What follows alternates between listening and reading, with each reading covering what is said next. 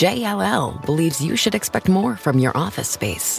So ask yourself, is your office space working as hard as you are?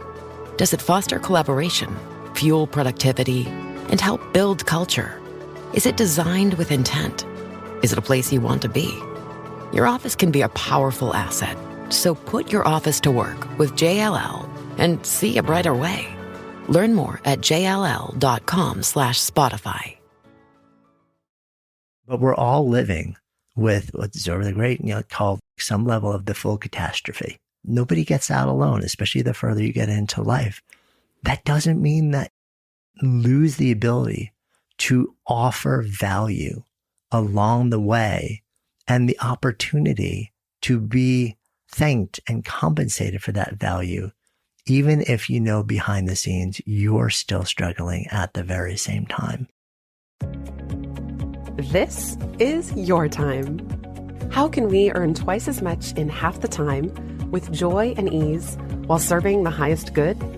That is our guiding question here at the Free Time Cafe, your home for heart-based business. I'm your host, Jenny Blake. Join me for conversations with authors, friends, and fellow business owners as we explore ways to free your mind, time, and team to do your best work. Now, on to today's show. Hi, friends. Just a quick intro from me before we dive right into today's episode.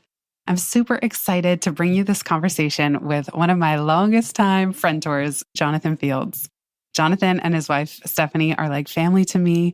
I was only just so bummed when they moved out of New York City, but I've known Jonathan since the early days of blogging. We're talking 2008. And I've always loved every single conversation with him. So I was delighted when he asked me to be on his panel of rotating advisors for his Sparked podcast. This is on the LinkedIn network. Jonathan and I have now recorded 10 conversations where we take a listener question and just riff and catch up with each other at the same time. This one was special because there was no listener submission. It was a topic that I brought to the table for us to discuss. And at the time, I was working on my secret Substack that you heard me talk about why I'm enjoying Substack in episode 222. But in a continuation of that, I thought I would bring you kind of the emotional roller coaster behind starting this project and putting more of myself out there online again. I love how Jonathan titled this episode, calling it The Confidence Trap, why you don't need it to do big things. He put words to something that I wasn't even able to articulate very well myself, other than the fact that you'll hear me describe my philosophy of 5149 and why that's been so helpful getting this new project off the ground. If you want to check out the Substack, you can visit itsfreetime.com/secret. And as always, I'll put all the links in the show notes, including a Spotify playlist of Jonathan and my conversations for Sparked. Happy listening.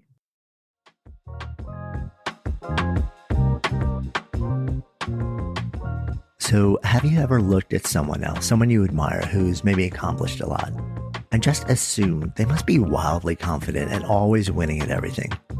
Well, you're not alone, but the truth is, it turns out it's much more complicated. So many of those seeming luminaries are not, in fact, wildly or even remotely confident, and especially not all the time.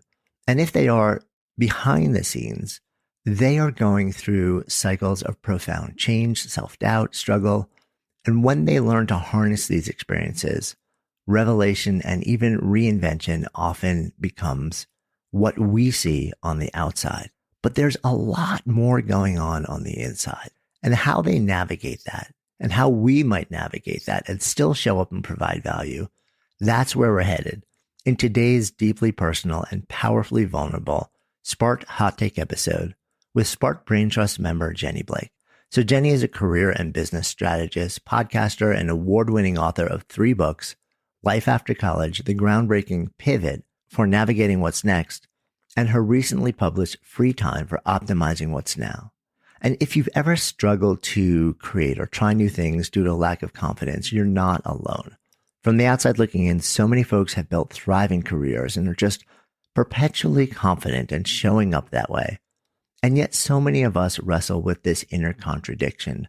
And in fact, that overlay of confidence that we tend to place on others is often a bit of a delusion. So in this conversation, Jenny shares her deeply personal and timely example of her own journey through seasons of confidence, struggle, and renewal. And along the way, we explore the realities of sometimes having to take action and find ways to keep showing up and offering value, even when we're feeling like we're in the thick of our own questioning. And we explore a different lens also on what it means to offer value to others that is maybe a bit less prescriptive and more deeply rooted in belonging and validation, in simply letting others know they're not alone. And in an unexpected and deeply moving moment, Jenny shares a Spark exclusive revealing that she actually began almost covertly writing a secret Substack from the mess in the hopes of helping others feel less alone in their struggles as she's navigating her own. And she wonders, can sharing our human flaws and uncertainties actually complement our expertise and advice rather than taking away from them, providing value in its own way? So tune in for this conversation for an honest discussion of how confidence waxes and wanes and how to still show up and provide value even when you're not feeling it, and maybe even questioning your own path and ability to serve. So excited to share this conversation with you, and I hope it supports you next time you're having a similar experience. I'm Jonathan Fields, and this is Sparked.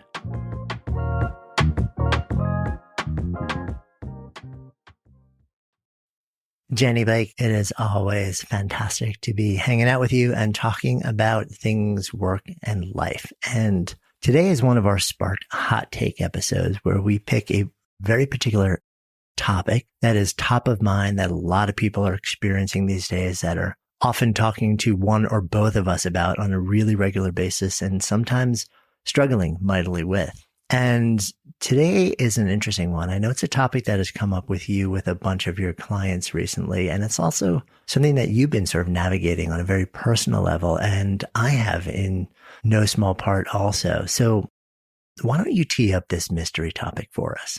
The mystery topic du jour is around confidence, but not in the way you might think. Specifically, the fact that the people you see putting things out there, I think sometimes it looks as if other people have confidence in what they're doing, especially creative pursuits, whether or not it's part of your full-time career.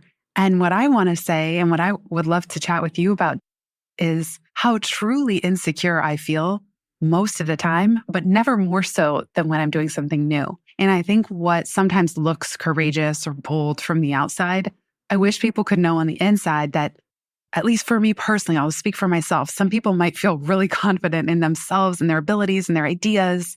I feel constantly insecure in a world where we basically have the ability to compare ourselves to 8 billion other people.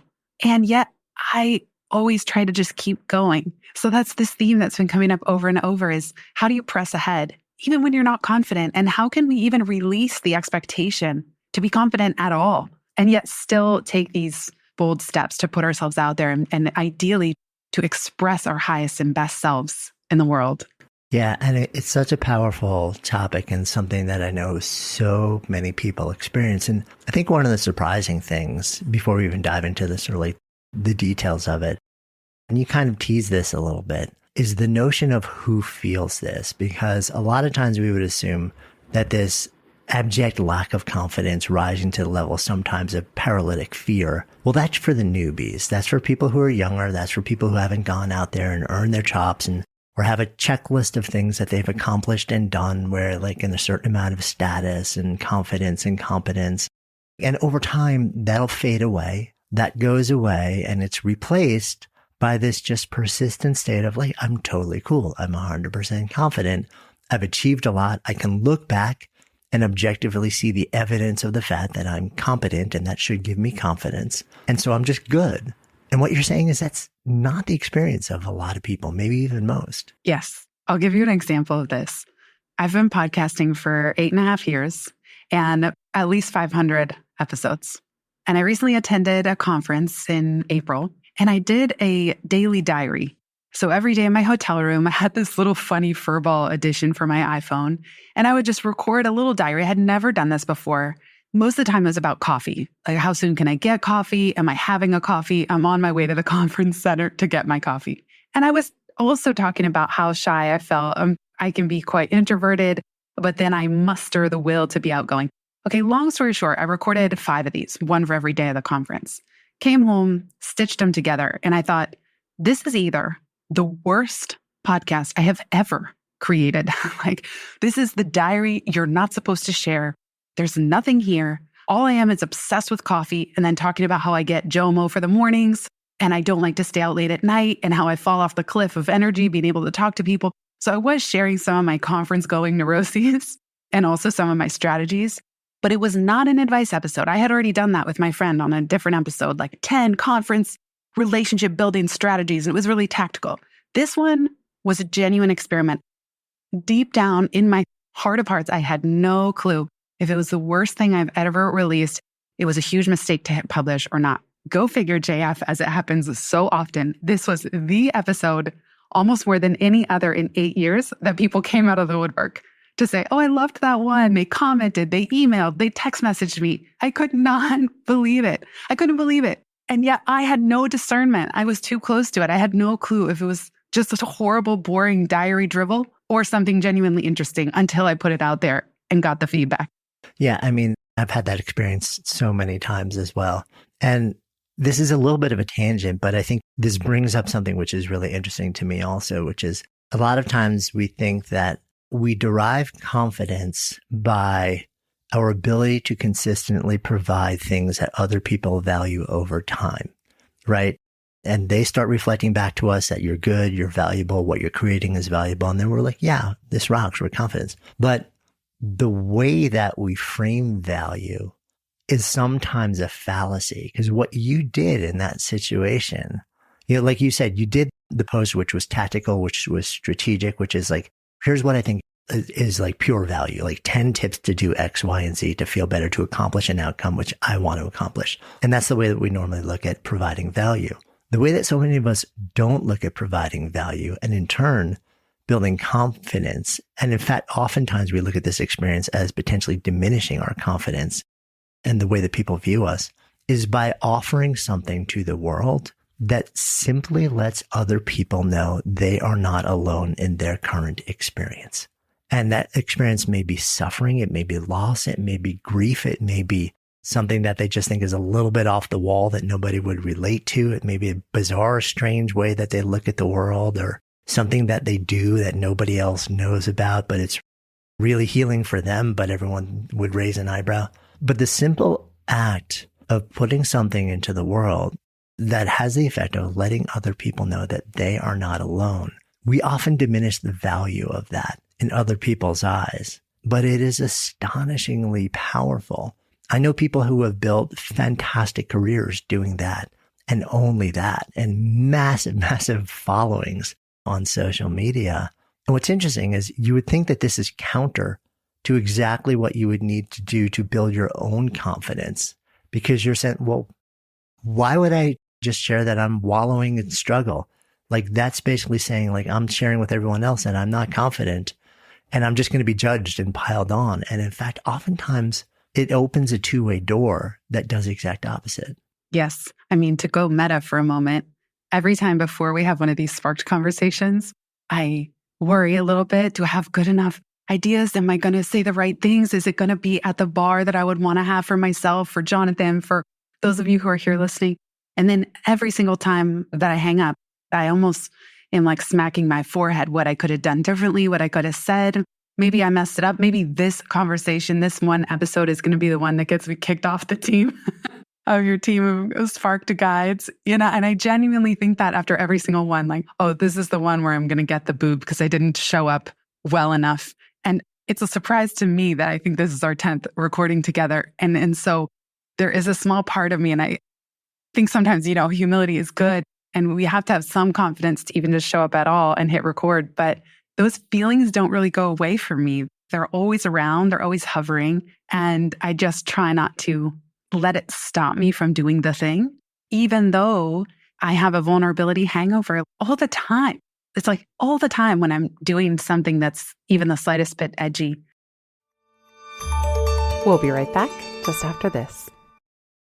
JLL believes you should expect more from your office space. So ask yourself, is your office space working as hard as you are?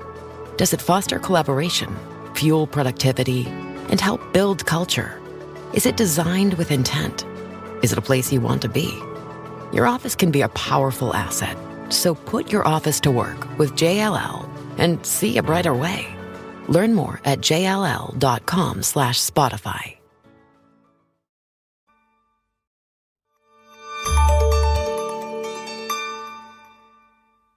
I'm curious if you have an example. Do you have an example of something that you genuinely were afraid to put out? You didn't know if it'd be worth it, and then it happened to get the best feedback? Oh, there's probably so many examples of that.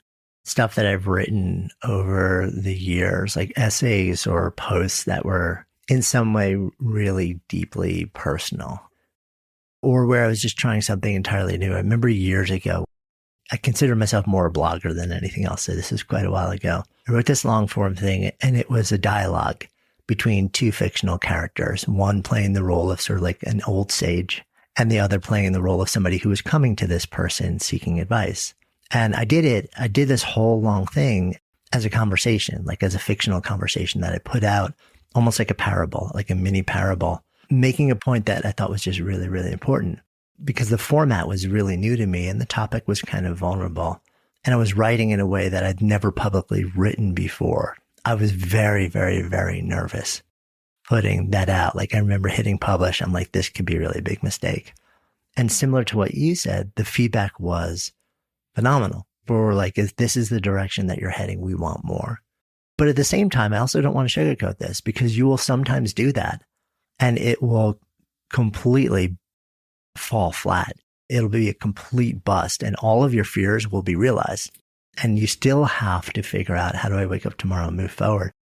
You have an interesting rule that helps you sort of like move forward, like this ratio, like the 51-49. It's almost like a golden ratio with confidence and fear that helps you navigate these moments. So drop us into that a bit. This has just come up for me in the last few months because people were writing, and I'm doing the most personal writing that I've been doing since my early blogging days, probably since the last 15 years. So people are commenting about it, almost surprised. Where is this coming from? How are you doing that? So I just keep saying, I have 49% nausea, fear, overwhelm, and insecurity, and then followed by vulnerability after something goes live. And yet I just try to have 51% that gets me to press the schedule button. And I will tell you, with this project, I got to a point where I scheduled writing to go live maybe 2 weeks out into the future. I had picked what day I wanted something to go live. And then I had to do the work of unscheduling it. So I got the courage to schedule it. I bought myself some time so that the default action I would have needed to take would be to put the brakes on rather than to get over the hump of pressing go and pressing forward. So 51-49 is, listen, if you're like me, you're going to have at least 49% of all the nauseating things. But can you find it within you to tip the scales ever so slightly to every day take one small step that puts it forward? We all have different forms of creative expression. And it's really important to me that this be regardless of your day job, regardless of how you get paid or not. This is about having just 51/49% confidence to record your thoughts, to write them down, to ideally, yes, like let them breathe a little bit, put them out there, even if it's just for close friends to start. But how can you not prevent yourself from moving forward because you're waiting for some level of confidence that may never arrive? And I think the piece that you said, JF, I'm curious about. There's almost an intuition because like you said, sometimes you might have the confidence and you put something out there. Do you have an intuitive sense of when it is worth it? Like what your 51% is, where you will hit schedule or publish, even if you have no clue how it's going to land, versus maybe there is a genuine intuitive hit saying, wait, put the brakes on, like this is not fit for public consumption. Yeah, for me, it's actually a physical response. So it's not a cognitive, it's not even emotional. I'll almost get like a fight or flight response within my body to the point of the fact I'll almost shake. And it's telling me, this is so close to the bone. This is so true and real that it needs to be put out. But I'm also terrified putting it out because if it's rejected, then it's so close to me that it's like, I can't just say, well, it was a bad piece. I literally have to say, like, I'm personally being rejected. There's no way around that. There's no like sugarcoating it. It's literally such a deeply and direct extension of me that I know it'll hurt. And I know that people will see something about me that they'll be rejecting. And that's terrifying. I love the 51-49 rule. And I think that's super helpful for a lot of people. One of the other approaches that I tend to take to these scenarios is before I do something that may potentially build a lot of confidence or take a lot of confidence, but there's a lot of fear behind it. What I find is that like the real driver of all of this is stakes. If the stakes are low, like I really don't care. There's no fear that's really there when the stakes are really low, because who cares if it falls flat? And there's also no great opportunity to build your confidence or to need confidence in order to actually let this out. It just doesn't matter all that much. It's when the stakes start to rise that all of this becomes an issue. What I will sometimes do is I'll ask myself, how can I chunk the stakes so that I can slowly habituate to the level of stakes as they rise, and like do this dance of like building my confidence along the way to release the big things. So like, how do you test ideas before you go big? In the world of business, there's a lot of ways to do what I call dirty testing, creating MVPs, minimum viable products, instead of the big thing, and putting out there to like people, hey, listen, this actually isn't the thing. This is the smallest, most basic, most janky, largely embarrassing version of what the thing could be. And I'm just putting it out because I want your input on how to make it better. And that lowers the stakes and it lowers the expectations. So even if people reject it, I feel like they're no longer rejecting me. They're basically saying the thing isn't what it needs to be or could be now. And here's some information to help you make it better. That's the way it works generally in a business mode. In a creative mode for like a lot of creators, there are a lot of really interesting ways to test stuff. Like a lot of times, and I used to do this a lot more than I do now, but I used to use social media as an idea testing place. And that was largely to chunk the stakes. I would just put out like little quips with little one-liners, little things here and there, just to see how people responded. If it fell flat, no biggie. It's another tweet. It's just like everything else. The stakes were really low. If people respond really powerfully, then I'll be like, okay, so how can I actually build something around this that's more substantial, invest more energy in it, and potentially draw more eyeballs where the stakes start to rise there.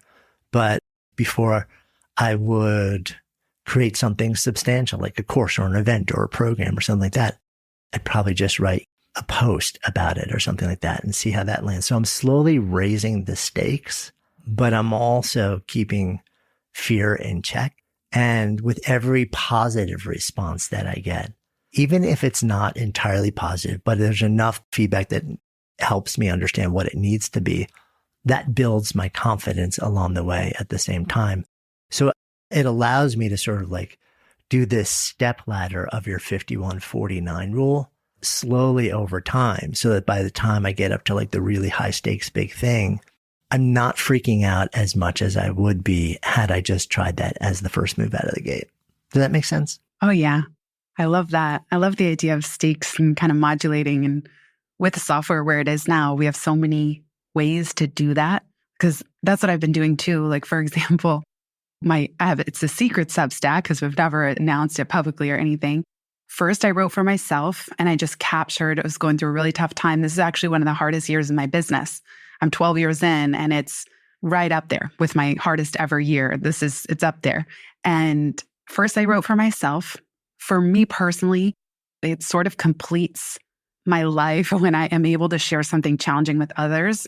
And as you said at the start, help them feel less alone. So I wrote for myself with no need to publish anywhere. But then I felt the call, like, actually, I do think that other people might be relieved to just know that they're not alone if they're still going through a tough time years into this whole wild ride of the pandemic or post-pandemic, wherever we are now. And then I decided this is going to be a paid Substack because the stakes were too high. If these really personal updates and thoughts were public, Google searchable on social media, which I'm not on in general, partly for this reason. And so within Substack, you can then within a post put certain content below the paywall. And Substack now lets you just insert that line of where the paywall goes. So the really vulnerable stuff that, as you said, didn't feel safe to share, it just went below that line.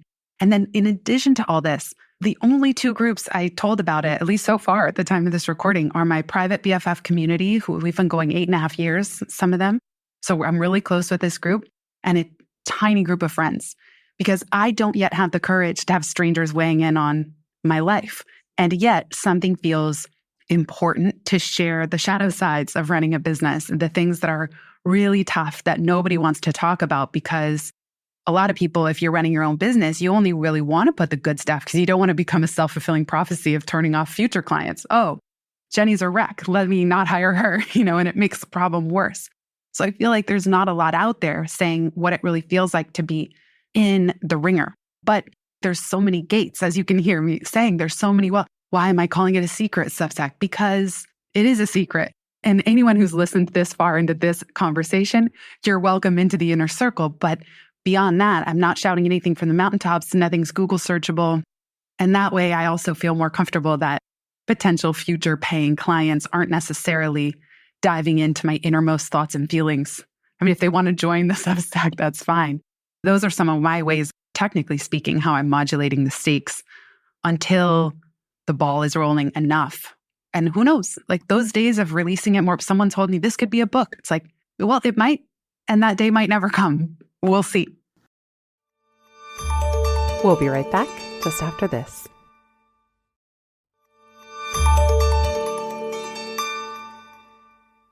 Okay, so now I have to invite you to share what that Substack is, because I feel like that's like a next step in the threshold. Oh my gosh. Sparked exclusive. See? Oh my gosh. And then now my stomach just did a flip. Oh, it reminds me when you climb the roller coaster and it's like tick, tick, tick, tick, all the way almost to the top, and then your stomach flips because you know what's about to come. Okay, I will share. This is now we're really creating suspense. I will share, and I want to put a pin. I wanted to ask you if you had ever posted something very personal that did in fact fall flat, or if that was just a fear. So don't forget about that. Okay? Mm-hmm. Okay. Do you want me to share the actual name of the Substack and the premise? Oh my gosh. Okay. This is genuinely a sparked exclusive. This is what it's about, to like walk the walk. Yeah, we're talking about a topic which everybody feels. So if you're open, let's go there. Yeah. Okay. You got me. You shared a lot on when we were talking about free time on your podcast. So I'll meet you there. The Substack is called, well, it started because I lost my biggest and most favorite client in my business. And 2 days later, another potential client got back to me about a really big proposal that had been out for almost a year. So in the same week, a minimum of $150K just instantly zapped off the balance sheet and wiped off the table. And this is money. I'm the breadwinner for our family. So this is money that I was nervous about. We started this year, 2023, with banks collapsing and layoffs at major tech companies. It wasn't looking good. Let me just say that. So I had anxiety building already for months in anticipation of these decisions. And of course, when the news came and they happened to be 2 days apart, I just felt like I had been absolutely punched in the gut, and a lot of fear around not just how to back pay for the life of why I had already been living, how to cover anything. And I still have other income streams in my business, but this was like losing a job. If I had 2 jobs, this was losing one of them. I mean, thank goodness for the other, but the other wasn't nearly as revenue generating, let's say, because it's many small streams. So it reminded me, it had a very similar energetic fingerprint to when I left Google, which was my most recent corporate job. That was 12 years ago. But just how much fear I had about what was going to happen on the other side. Even who am I without these corporate clients? In the week that this happened, I felt a lot of embarrassment that my peers would no longer respect me. It's hard to talk about. You got me in the Oprah chair. That my peers would lose respect for me, that the thing that I had that I could come to connect with other business owners was kind of gone. And did I ever know anything at all, or did I just luck into all of it? You can see that it's fresh. Like, it brought up a lot. So there was a lot to process. And I realized as well that I've written 3 books now. Every single one was preceded by what I affectionately call an apocalypse year, where it actually felt like my life completely fell apart, where I had no clue which end was up, where I didn't know how to pay the rent. For some reason, my life, I do see myself as a messenger, and I always want to be helpful. somehow my life gives me these messages in very, very dramatic ways. I somehow sort my way through it. And then I systematize, simplify, and share it back out, trying to share it in nice bows so other people don't have to go through quite as much tumult. So the week that this happened, I just started writing. I didn't know what else to do. And by the way, it was the same time that there were Canadian wildfires. So the sky was dark. I would emerge from the podcast studio where I am right now in Midtown Manhattan, and the sky was dark and it was covered in smoke. And that week, that's how I felt. Like the outside world reflected my mood. And that Sunday, I had brunch with a friend who I hadn't seen in years. We don't even know each other that well, but I was telling her what happened. Before I told her anything at all, she brought this little keychain that she made called an F it bucket. It has the whole word. And I said, well, perfect timing. I have a lot to add into this F it bucket today. And then we started brainstorming. And I was telling her I had Substack FOMO because I love software. I just try not to always be chasing shiny new things. And so how do I talk about being a breadwinner and the compounding pressure of being a breadwinner and a business owner? There's so much pressure, so much uncertainty, so much heaviness sometimes. But on the contrary, there's also a tremendous amount of freedom, joy, creativity, impact. And so the breadwinner, the bread metaphor, we both got out ChatGPT on our phones, started looking for breadwinner related puns, and ChatGPT came up with rolling in dough. And she said, why don't you call it rolling in dough, DOH? And then later I was brainstorming with my husband and we replaced the O in dough with a facepalm emoji. So the new Substack is called Rolling in Dough, partly because I do want to cultivate the abundance of rolling in dough, like actually rolling in dough, and then the subtitle is Divine Disaster Diaries from a breadwinning business owner living in New York City. And there's a tiny shift that I made. At first, it was Divine Disaster Diaries for breadwinning business owners. And later, I realized that's not what I want to do here. This is not for anyone. This is from me. This is from a breadwinning business owner living in New York City, so I can weave in all my fun serendipity stories. But I realized that in so much of my career, I try to show up positively, optimistically, as an expert. I'm never trying to fake things. I'm always transparent as I can be. I'm always honest.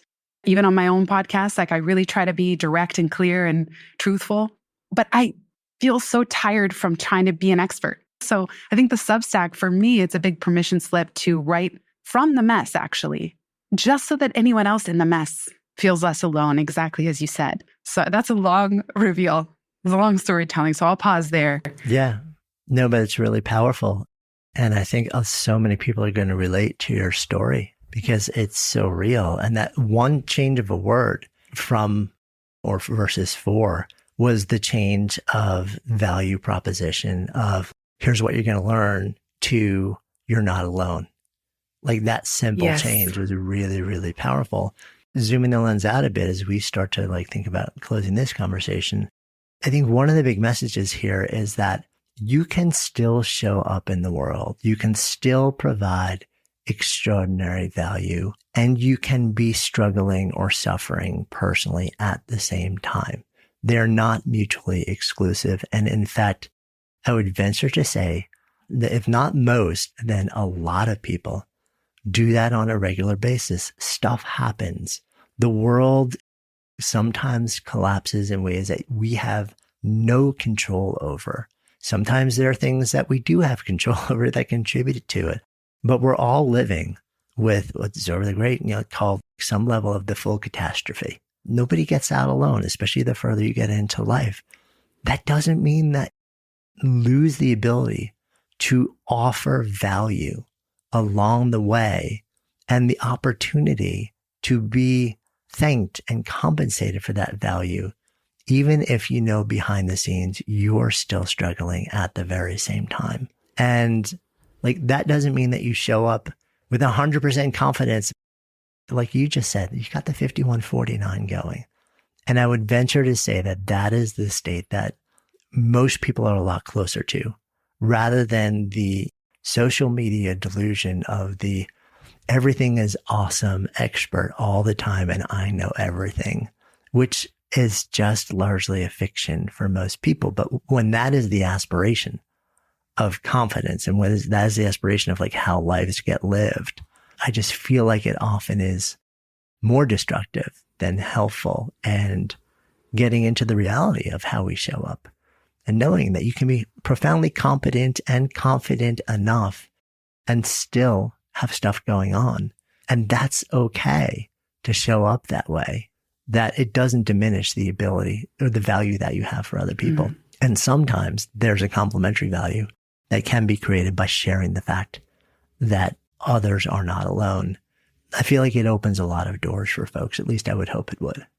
I appreciate you saying that. And it has, like, the feedback has been magical, just unexpectedly so, because I guess I got to a point where I felt like it was no longer truthful to pretend everything's okay after these last few years.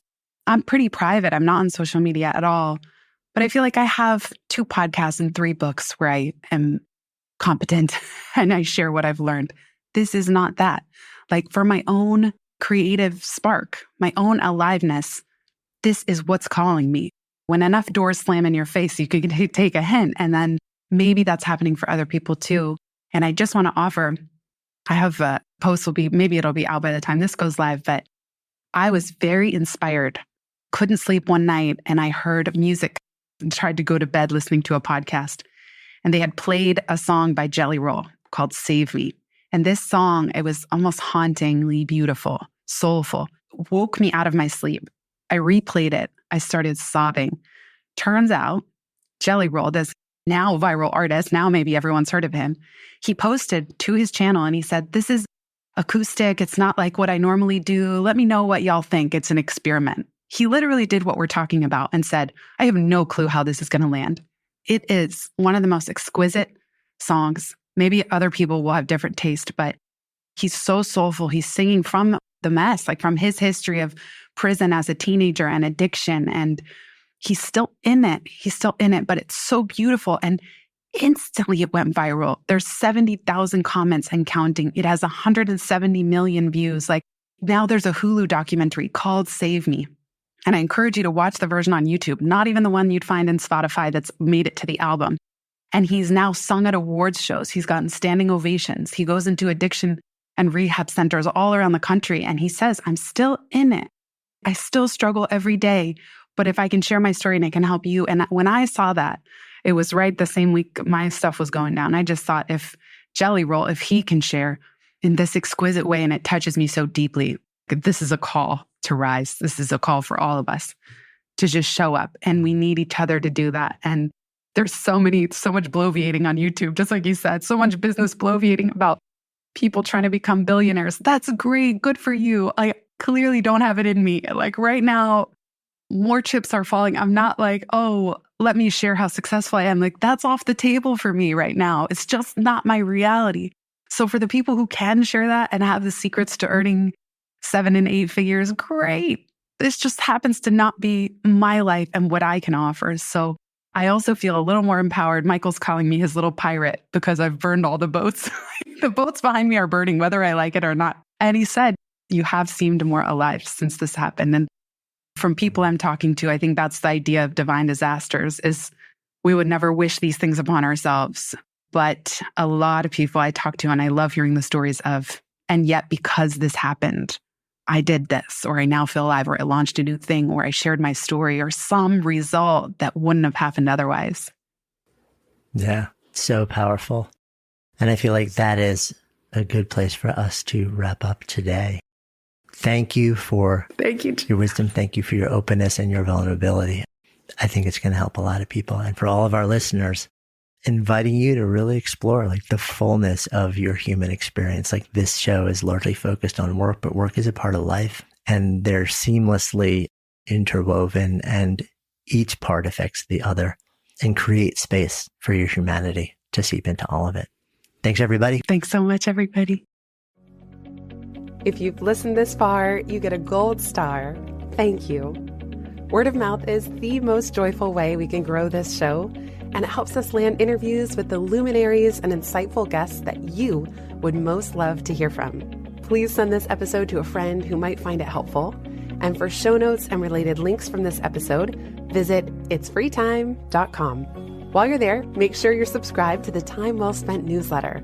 You'll get instant access to my tech toolkit, a continually updated list of all the software I use, along with the total monthly spend to run my business, where no one works full-time, even me. Visit itsfreetime.com/join. Remember, you are running the show. It's time for radical reimagining, and everything is up for grabs. Let it be easy, let it be fun, and build with love.